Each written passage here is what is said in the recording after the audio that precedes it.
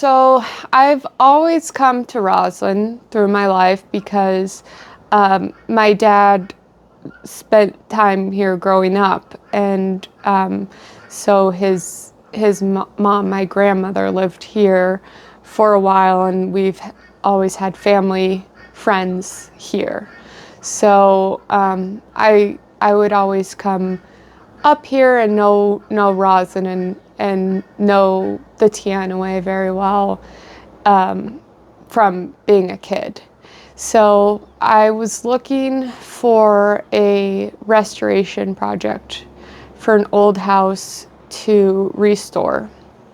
That was what I wanted to do out of college. I wanted to do a project on my own, and historical restoration is really important to me. It's not what I went to school for, but it's something that was always a hobby of mine. And I found this opportunity in Roslyn, this old boarding house.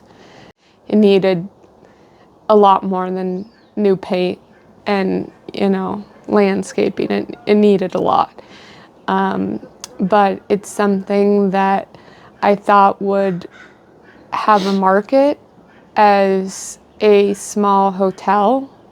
Historical restoration it's expensive. It's very expensive. It's more expensive than building a new house a lot of the time.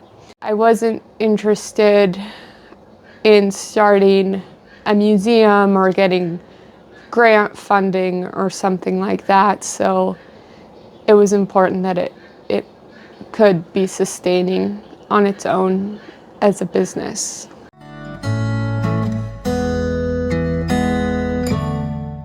I do not think of myself as particularly gifted in any way.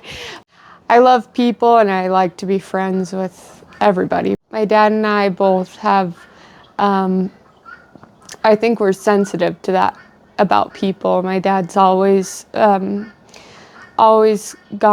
far out of his way to take care of other people and do his best to take care of his neighbors and his family, and that's something that is a value of mine and something that's important to me and to our family.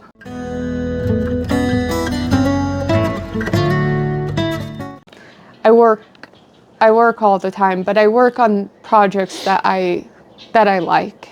I get to work on things at my own pace and that I like, and to me that's my free time. That's me choosing how I want to spend my time is working on projects, working on this project, and I have a handful of others, including a lot of volunteering work. I work with the Roslyn Ronald Cle Elum Heritage Club. I'm the secretary with them, and I work as a volunteer in the Roslyn Museum. So those are some of the things Yes, I am just recently elected to the Roslyn City Council. I don't long for free time right now. I think I'm engaged in a lot of things that are fulfilling, and I'm happy to do it, and it gives me energy to keep going. The more I keep my momentum up, the more I can do.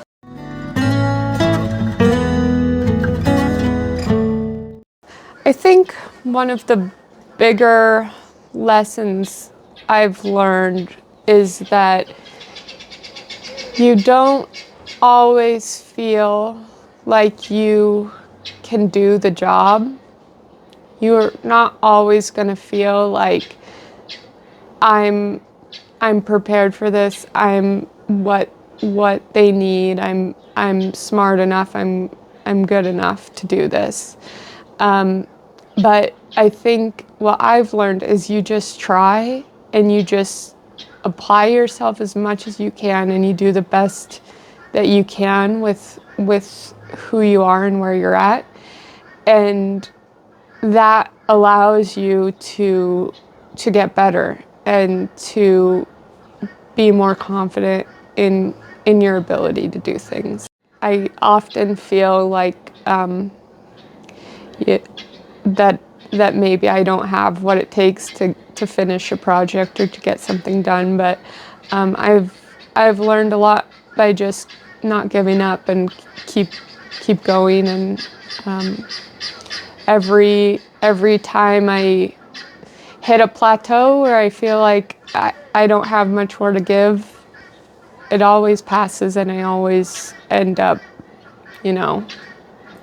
coming back around to feeling motivated and ready to do more.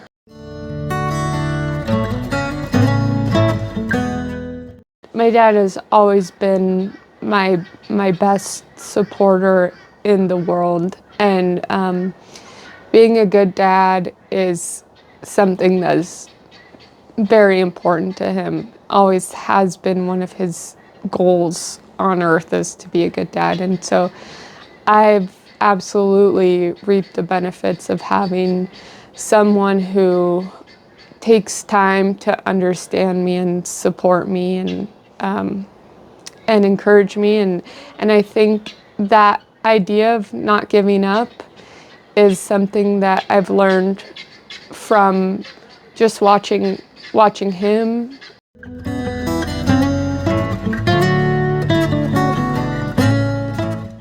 I run that with my partner.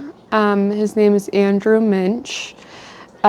He is the head sawyer and does a lot of the day-to-day operations. We do that together, but he does a lot of the heavy lifting and he runs the saw and sharpens the blades and keeps he has a crew of a few guys, and he does all that. It's our second season, and we've done better, better than last, and we have to continue to grow a little bit more to make it a good sustainable project, but I feel good about it.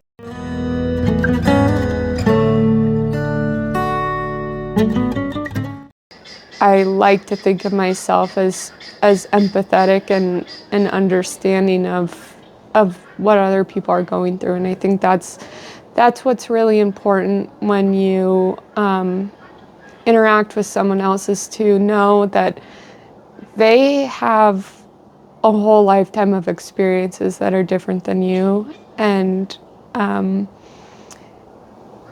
they come from a place where they didn't get to control all the inputs of their life. They didn't get to control their environment in all ways. So most people are just trying to do their best with what they have, and I think it's easier to look at people that way and to try and understand what they want and what they want to be better at and what they want, what good they want in the world, because I think everyone does want good for the world. So it's important to try to be empathetic to other people.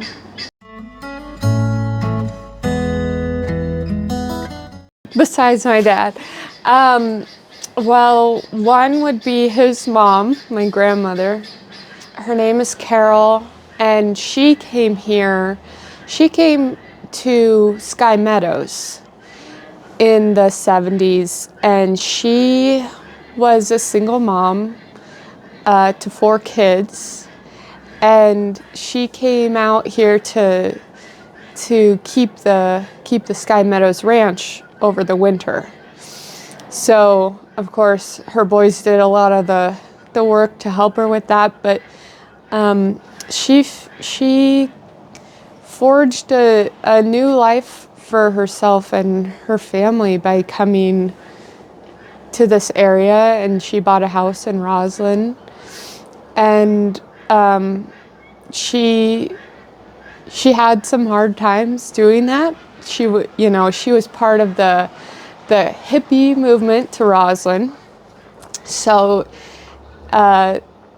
she had to deal with the local politics of being a newcomer, and that's not a new thing around here. She always has lived her life with an open heart. She's always taken in the underdog. She's always seen the best in people, and that's something that comes from her. That's really, I think, watching her kind of lead with love and lead with a soft heart is something that's been a big influence. I'll say someone else who is important to me in as a person, but important to me in the boarding house project is my neighbor Fran Divelbus. And she has been someone, so she was born a Guando. Fran grew up, she was born in the boarding house. And her mother started taking care of boarders when she was 15. Her grandmother did the same thing when she was a teenager. She ran a boarding house. So she knows what it's like to do hard work. She knows what the women of Roslyn did in the early days. If you ran a boarding house, she cooked the dinners, she packed the lunches, she did the laundry. She took care of 30 plus men for most of her life. So Fran is someone who really knows what it's like to live a life of hard work, and she has a very strong character. She knows what she cares about. She cares about the country. She cares about the military. She cares about her family. She is a very true blue gal, and she is someone who she's one of my muses of this project. It's a lot of it is for Fran, and wanting Fran to be proud of the legacy that this house represents is mostly her family.